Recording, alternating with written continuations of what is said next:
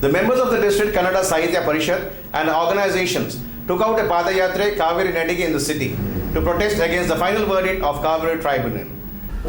The protest march took off from Kadri and ended in front of the DC's office. MLA Yogesh Bhatt and Pradeep Kumar Kalkura said that a petition will be sent to the President and the Prime Minister with the signatures of all the dignitaries who participated in the protest. The major attraction of the protest was the presence of all the major seers of the region, representatives of the Catholic Church, leaders of the Islamic organizations, leaders of many political and non-political organizations, raising their voices for the same cause.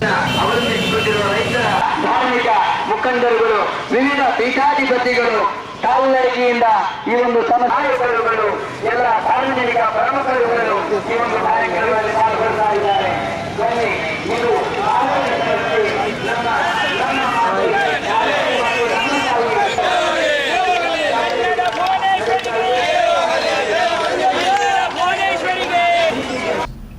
Reverend Father Lewis and Pejawar Street expressed the protest. ಎಲ್ಲ ಸಂಪತ್ತನ್ನು ಮನುಷ್ಯನ ಕೈಯಲ್ಲಿ ಉಡುಗೊರೆಯಾಗಿ ಕೊಟ್ಟು ಅದನ್ನು ಸರ್ವರು ಹಂಚಿಕೊಂಡು ಬಾಳ್ಬೇಕಂತ ಅವರು ಆಶಿಸಿದರು. ಆದರೆ ಮನುಷ್ಯನು ತನ್ನ ಸ್ವಾರ್ಥದಿಂದಾಗಿ ಹಲವೊಂದು ಸಲ ನಾನು ಅಂತ ಪರವರ ಬಗ್ಗೆ ಕಾಳಜಿ ಇಲ್ಲದೆ ಇಂಥ ಒಂದು ಗತಿಗೆ ನಾವು ಇಂದು ತಲುಪಿದ್ದೇವೆ.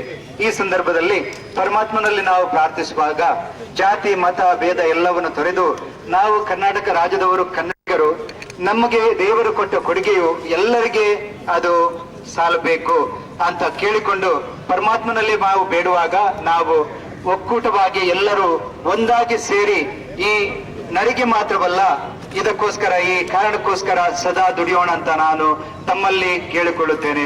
ಜಿಲ್ಲೆಯಲ್ಲಿ ನಾವೆಲ್ಲರೂ ಕೂಡ ಕರ್ನಾಟಕಕ್ಕೆ ಯಾವುದೇ ಭಾಗಕ್ಕೆ ಅನ್ಯಾಯವಾದರೆ ಅದು ಒಂದು ಸವಾಲಾಗುತ್ತೆ. ನಾವೆಲ್ಲ ಕನ್ನಡಿಗರು, ಈ ರಾಷ್ಟ್ರ ಭಾರತೀಯರು, ನಾವೆಲ್ಲ ಕನ್ನಡಿಗರು. ಎಲ್ಲಿಯೇ ಇರಲಿ ಎಲ್ಲಾದರೂ ಇರುವುದಾಗಿ ಕುವೆಂಪು ಹೇಳಿದಂತೆ ನಾವು ಯಾವ ದೇಶದಲ್ಲಿ ಯಾವ ಪ್ರದೇಶದಲ್ಲಿ ನಾವೆಲ್ಲ ಭಾರತೀಯರು, ನಾವೆಲ್ಲ ಕನ್ನಡಿಗರು.